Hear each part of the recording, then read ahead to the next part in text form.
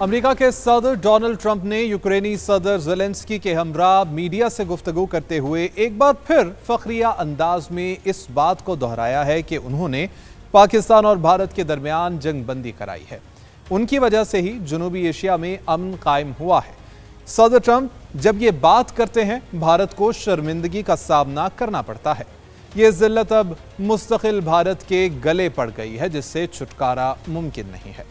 بھارت نے نہ صرف پاکستان سے شکست کھائی بلکہ جنگ بندی کے لیے امریکہ سے رابطہ بھی کیا۔ صدر ٹرمپ پاک بھارت سیز فائر کے بعد یوکرین اور غزہ میں امن قائم کرانے کے لیے متحرک ہیں۔ وہ اپنے بیانات میں کہہ چکے ہیں کہ جلد روس اور یوکرین، اسرائیل اور حماس میں کوئی امن معاہدہ کرا دیں گے۔ صدر ٹرمپ کو یہ بات بھی معلوم ہے کہ یورپی یونین میں شامل بعض ممالک روس کی شرائط پر جنگ بندی کے لیے تیار نہیں۔ ان یورپی ممالک کا خیال ہے کہ اس طرح روس کو شے مل جائے گی اور وہ مستقبل میں پھر کسی بھی ملک کے خلاف جارحیت کر سکتا ہے۔ اگر یورپی یونین اور صدر زیلنسکی نے روس کی شرائط کو قبول نہ کیا تو ممکن ہے کہ امن معاہدہ ہو ہی نہ سکے، جس کے بعد یہ بھی طے ہے کہ امریکہ خود کو یوکرین اور روس کی جنگ سے علیحدہ کر لے گا۔ امریکی صدر کی خواہش ہے کہ دنیا سے جنگیں ختم ہوں اور تمام ممالک ایک دوسرے سے تجارت کریں۔ امریکی صدر ٹرمپ کے اپنے سیاسی مقاصد ہیں۔ دنیا میں ہونے والی حالیہ جنگوں اور کشیدگی سے یہ بات واضح ہو چکی ہے کہ مضبوط دفاع اور طاقت ہی سلامتی اور خود مختاری کی ضمانت ہے۔ جس ملک کا دفاع مضبوط ہے وہ غیر ملکی جارحیت سے بھی محفوظ رہتا ہے۔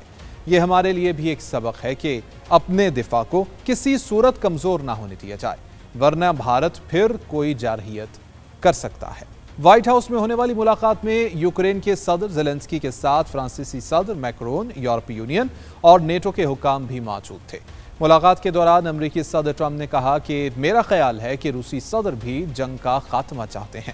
امریکہ چاہتا ہے کہ جنگ سب کے لیے بہتر انداز میں ختم ہو۔ زیلنسکی بھی جنگ بندی کے لیے تیار ہیں۔ اس جنگ میں انہیں ناقابل تلافی نقصان پہنچا ہے، لیکن ان کا مطالبہ ہے کہ روس اس جنگ کا ہرجانہ ادا کرے، جس کے لیے روس رضامند نہیں ہے۔ تاہم وہ یوکرین کو مستقبل میں سیکیورٹی ضمانت دینے کو تیار ہو چکا ہے۔ یورپی یونین کا میڈیا اس بات پر تنقید کر رہا ہے کہ وائٹ ہاؤس میں صدر زیلنسکی کو یوکرین کا ایک ایسا نقشہ پیش کیا گیا جس میں اس کے علاقوں کو روس کے کنٹرول میں دکھایا گیا ہے۔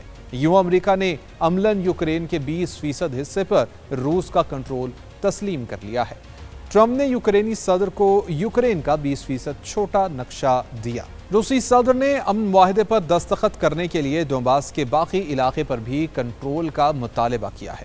صدر ٹرمپ نے یوکرین کو ایک ایسے معاہدے کے لیے رضامند کیا ہے کہ جس کے تحت اسے اپنے بہت سے شہروں سے دستبردار ہونا پڑے گا۔ روس کی شرائط ماننا پڑیں گی۔ روس یوکرین کی نیٹو میں شمولیت اور یوکرین میں نیٹو کی امن فوج کی تعیناتی کو قبول کرنے کو تیار نہیں ہے۔ یوں جس معاہدے کی امید کی جا رہی ہے وہ روس کے حق میں ہے۔ صدر ٹرمپ صدر زیلنسکی اور یورپی یونین کی منظوری کے بعد روس کے صدر پیوٹن سے جلد ملاقات کا ارادہ رکھتے ہیں۔ ممکن ہے کہ وہ ماسکو چلے جائیں۔ پیوٹن پہلے ہی صدر ٹرمپ کو روس آنے کی دعوت دے چکے ہیں۔ فرانس کے صدر میکرون یہ چاہتے ہیں کہ ٹرمپ، پیوٹن اور زیلنسکی کی ملاقات میں یورپ کی بھی نمائندگی ہو۔ مغربی میڈیا کے مطابق امریکہ سے سیکیورٹی گارنٹی کے لیے یوکرین $100 ارب مالیت کا امریکی اسلحہ خریدنے کا وعدہ کرے گا، جس کے لیے رقم میں معاونت یورپ فراہم کرے گا۔ اس تجویز میں $50 ارب مالیت کی وہ ڈیل بھی شامل ہے جس کے تحت یوکرینی کمپنیوں سے مل کر امریکہ ڈرونز تیار کرے گا۔ صدر ٹرمپ کا یہ کہنا ہے کہ اب وہ مشرق وسطی میں مستقل امن کے منصوبے پر کام کریں گے، جس کے تحت تمام مسلم ممالک کو معاہدہ ابراہم معاہدے پر دستخط کرنے کے لیے راضی کیا جائے گا۔ عالمی میڈیا کے مطابق فلسطینی مزاحمتی تنظیم حماس نے اسرائیل کے ساتھ 60 دن کی جنگ بندی اور یرغمالیوں اور قیدیوں کے تبادلے پر مبنی ایک معاہدے کو قبول کر لیا ہے۔ امید ہے کہ اسرائیل غزہ میں حملے بند کر دے گا، جس کے بعد امدادی کام شروع کیے جا سکیں گے۔ اس معاہدے کے تحت غزہ میں قید آدھے یرغمالیوں کی رہائی اور اس کے بدلے اسرائیلی جیلوں میں موجود فلسطینی قیدیوں کی رہائی عمل میں آئے گی۔ حماس کے سینئر رہنما باسم نعیم نے بھی اس پیش رفت کی تصدیق کرتے ہوئے سوشل میڈیا پر جاری ایک بیان میں کہا ہے کہ دیگر فلسطینی گروہوں نے بھی ثالثوں کو اپنی رضامندی سے آگاہ کر دیا ہے۔ یہ سفارتی کوششیں مصر اور قطر کی جانب سے کی جا رہی ہیں، جبکہ امریکہ اس عمل میں ثالثی کے طور پر حمایت فراہم کر رہا ہے۔ ایک طرف معاہدہ ہونے کی خبریں آ رہی ہیں تو دوسری طرف اس پیشرفت کے دوران غزہ سٹی میں اسرائیل نے بمباری میں اضافہ کر دیا ہے۔ جو بچی کھچی عمارتیں رہ چکی ہیں انہیں بھی ملبے کا ڈھیر بنایا جا رہا ہے۔ مشرقی علاقوں میں بمباری کی شدت کے باعث ہزاروں فلسطینیوں نے اپنی رہائش گاہیں چھوڑ کر مغرب اور جنوب کی طرف رخ کر لیا ہے۔ اسرائیلی وزیر اعظم نیتن یاہو غزہ کا کنٹرول چھوڑنے کے لیے تیار نہیں ہیں، وہ غزہ کو اپنے کنٹرول میں رکھنا چاہتے ہیں۔ اس جنگ میں اب تک اسرائیل کے تقریباً 50 یرغمالی باقی ہیں، جن میں 20 کے زندہ ہونے کا امکان ظاہر کیا جا رہا ہے۔ اسرائیل کے اندر بھی اس معاملے پر دباؤ بڑھتا جا رہا ہے۔ نیتن یاہو کی پالیسیوں کے خلاف پورے اسرائیل میں مظاہرے ہو رہے ہیں۔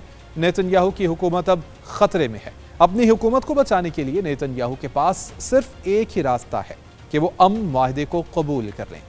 مصری ذرائع کے مطابق یہ معاہدہ نہ صرف 60 روزہ سیز فائر کا راستہ ہموار کرے گا بلکہ ایک جامع اور پائیدار سیاسی حل کی بنیاد بھی بن سکتا ہے، جس کا مقصد 2 سال سے جاری تباہ کن جنگ کا خاتمہ ہے۔ ایک طرف معاہدے کی کوششیں ہو رہی ہیں تو دوسری طرف اسرائیلی وزیر اعظم نیتن یاہو مسلسل ہمسایہ ممالک کو دھمکا رہے ہیں۔ روس اور مزاحمت کاروں کو مکمل طور پر ختم کرنے کے دعوے کیے جا رہے ہیں۔ ان کی جانب سے امن معاہدے کو قبول کرنا کوئی نئی چال بھی ہو سکتی ہے۔